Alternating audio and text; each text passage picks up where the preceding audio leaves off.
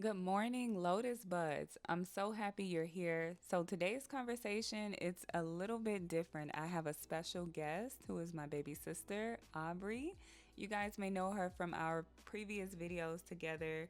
She's right next to me, so I will be passing the mic to her shortly. She's going to have a couple of words for you guys. And yeah, so I'm so happy you're here. Today's conversation is for every middle school student, every eighth grader, every freshman, and every young creative who is excited about where God is taking them, but is still learning who they are right now. You know, for young adults, it's always such a interesting time period because you are still figuring out who you are, which I express a lot in my book, Dear Lotus. Make sure you guys go to Amazon. The link is in the bio to purchase my young adult fiction novel, okay?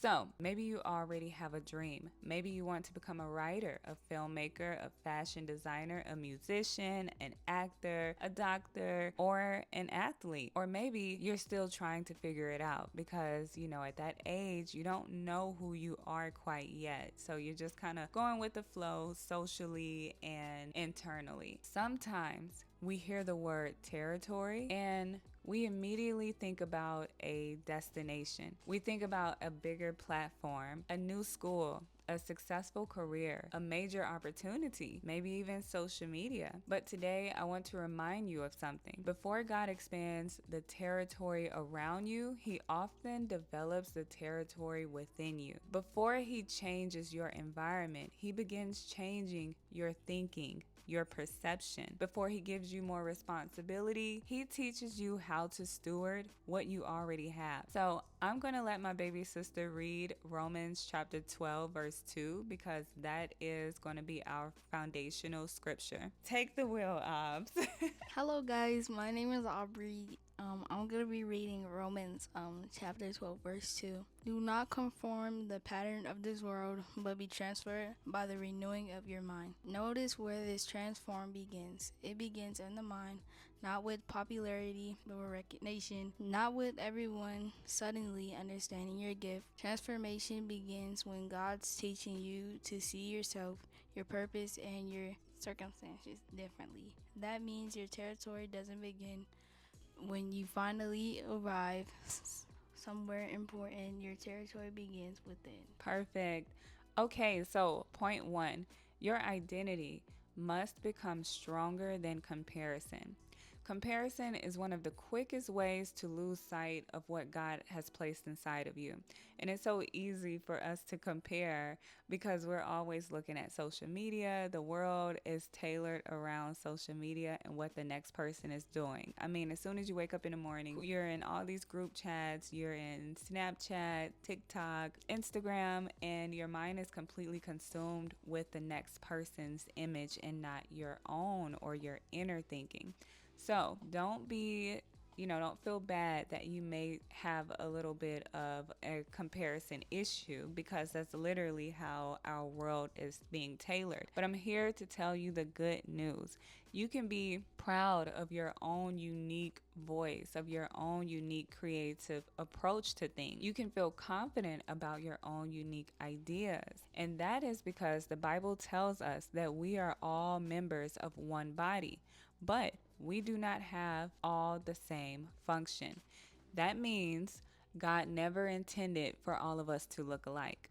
So, we aren't supposed to create the same way. We aren't supposed to speak the same way. We aren't supposed to serve the same people. Think about Satya in Dear Lotus. If you have the book, if you do not have my young adult faith-based fiction novel, go ahead and purchase it. The reason why I want you guys to purchase it as soon as possible is because a lot of my conversational chats will be based on the book. My speaking engagements will be based on the book, okay? I put a lot of effort into it, and this book is for you guys. So definitely go ahead and purchase the book because you will want to follow along with the story and how to apply some of the teachings in the book in your real life. Okay, so think about Satya. Satya in Dear Lotus, she is very thoughtful. She's observant. She loves to write. Her gift may not always be the loudest in the room, but quiet does not mean powerless. Sometimes the person sitting silently in the corner is noticing details that everyone missed. Sometimes the young person filling a notebook with ideas is developing a story that will eventually help someone feel understood. Satya's territory does not begin when thousands of people read her work. It begins when she believes her voice is worthy of being developed. And that may be where some of you are today. You may not have the audience yet, or the equipment, or the confidence, but you have the seed, and God can work with the seed. Remember, from my last video, I mentioned all you need is the faith of a mustard seed. So your responsibility is to not become somebody else, but your responsibility is to become faithful with God has placed inside of you and faithful with the little that He did give you. Point 2, your gift becomes territory when it begins serving others. Take it away, Sometimes we treat creativity as though its only purpose to make us successful. We ask, will people like this? Will this make me popular? Will this help me become known? Will people fully recognize how talented I am? But one of the most beautiful things about a God-given gift is that it can become a way to serve people. Your creativity can bring joy, it can bring understanding, it can help someone feel less alone, it can teach, it can encourage, it can create solutions, it can remind people of beauty during a difficult situation. Perfect. So think about Patella. Again, this is another character in my young adult fiction novel. Patella, she loves fashion. That's her world. That's how she expresses herself. She understands style, presentation, and confidence. But her gift isn't valuable only because she can put together a beautiful outfit. Her gift becomes meaningful when she uses it to help someone else recognize beauty within themselves. So she doesn't have to become Satya. She doesn't have to write stories like Satya. She doesn't have to abandon her own personality to prove that she cares. Patella can serve through fashion. Patella can serve through writing. Another person may serve through music, science. Another person may serve by being the friend who listens. Your gift becomes territory when you stop asking only, how can this benefit me? And begin with asking, God, how can I use this to help someone else? Okay, so you may not have a major platform right now, but you can encourage one person. You may not have a published book, but you can write a thoughtful note. You may not have a clothing brand, but you can help a friend feel confident. You may not have a film studio, but you can create a short video that reminds someone not to give up. Territory isn't always a large audience. Sometimes territory is one person God trusted you to reach. All right, so we are going to go into point 3. Redirection does not mean you have failed. One of the most difficult parts of growing up is realizing that you may believe your life is going in one direction and then something shifts. You don't make the team, you change schools, a friendship changes, you discover a new interest, you recognize the dream you had when you were younger no longer fits the person you're becoming. That can feel confusing, but redirection is not always rejection. Sometimes God uses redirection to reveal something deeper. And I have plenty of testimonies to where I tried to go about life my own way, and God always redirected me to deepen His trust with me, to deepen His intimacy with me, to let me know that He goes before me. So God, the way He manifests in your life, the way that He reveals Himself to you is very interesting, and you have to be submissive. Even at a young age, you have to be keen to his teachings and His stillness so that you can understand what He's doing. Because understand too, your gifts and your talents, they were placed in you before He even put you in your mother's womb. Okay, so He already had a plan for you before He allowed your mother to birth you. So it's important that you listen to His direction on your life. I want you guys to think about STEM. If you have my young adult faith-based fiction novel, then you know about the character STEM. He is so stubborn, but I think he has the most amazing testimony of them all. So there are expectations surrounding his future, right?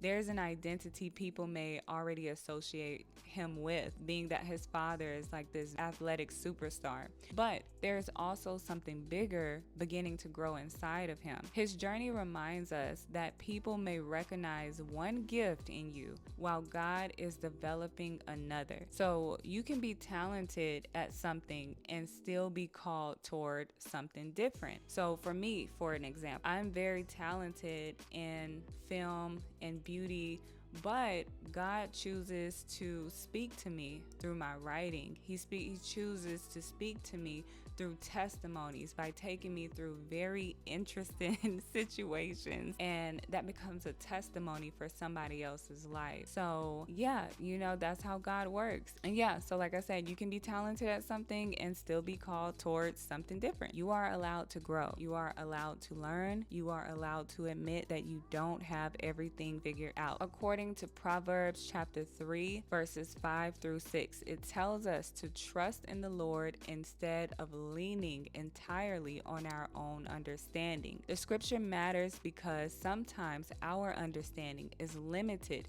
to what we can see today. But God, He can see who we are becoming. So when a plan changes, pray. When you feel redirected, pray. When an old identity no longer fits, pray. When your environment can't handle your growth, pray. Ask God, what are you teaching me? What are you developing in me? What have I been overlooking because I was too focused on my original plan? A changed direction does not mean your life has lost purpose. It may mean God is helping you recognize your true identity in Him. Okay, so point 4.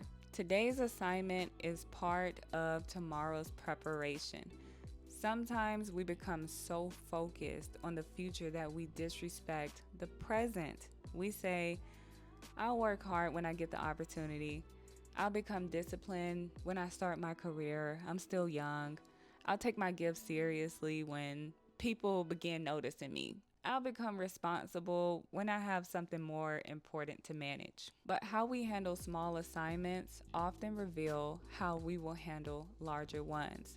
Your classroom is territory. Your attitude is territory. Your bedroom is territory. Your friendships are territory. The way you respond when you're disappointed is territory. The way you treat people who cannot do anything for you is territory. The way you practice your gift when no one is watching is territory. So in the Bible, I'm going to use David for an example. David, he wasn't standing in front of an army every day. Before the public victory, David experienced private responsibilities. Before people celebrated David, he learned faithfulness in places that may have seemed ordinary. But see, that's where God meets you. God develops your character in ordinary spaces. So don't overlook your current season. You may feel like nothing important is happening. You may feel like He's not moving fast enough, but God, He may be teaching you consistency, patience, compassion,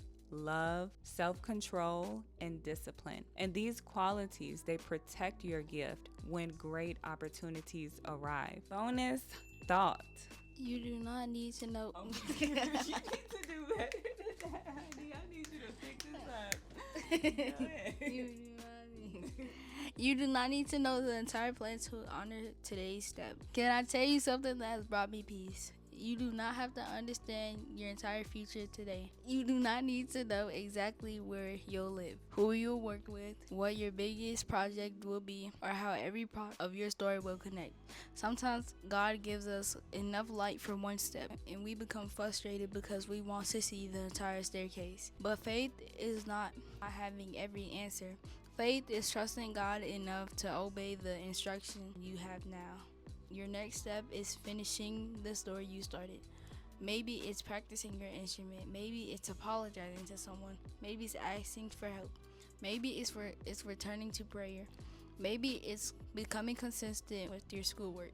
Do not underestimate one obedience step. A single step may look small, but small steps create a direction, and direction shapes territory. Okay, Lotus Buds. Allow God to renew your mind. Allow Him to strengthen your identity. Allow Him to teach you how your gift can serve others. Allow Him to redirect you when necessary. And for our closing, if today's conversation encouraged you, I'd love for you to check out my novel, Dear Lotus, Image Perfected Through the Muddy Waters. It is officially available on Amazon, and the link is in the description box. So, whether you're purchasing it for yourself, your friend group, your youth ministry, a teen wellness center, a school, a library, or a young creative who needs encouragement, I pray it reminds every reader that purpose grows over time. You can be uncertain and still be growing. You can be in process and still be valuable. Your environment may not support who you are becoming, but understand that God is watching you at all times. So it is important that you be obedient with your gifts and what He's telling you to do, so that when the time comes, you can be rewarded beautifully and openly. You can be surrounded by muddy waters and still become something beautiful. So the link is in the description box below. And if you're new here, welcome to the Lotus Bud community. Don't forget to subscribe so you can join us on Thursday for our Dear Lotus challenge. Until next time, keep growing in faith, keep creating with purpose, keep allowing God to transform you from within, and remember, even in muddy waters, the lotus still blooms. Bye. Bye.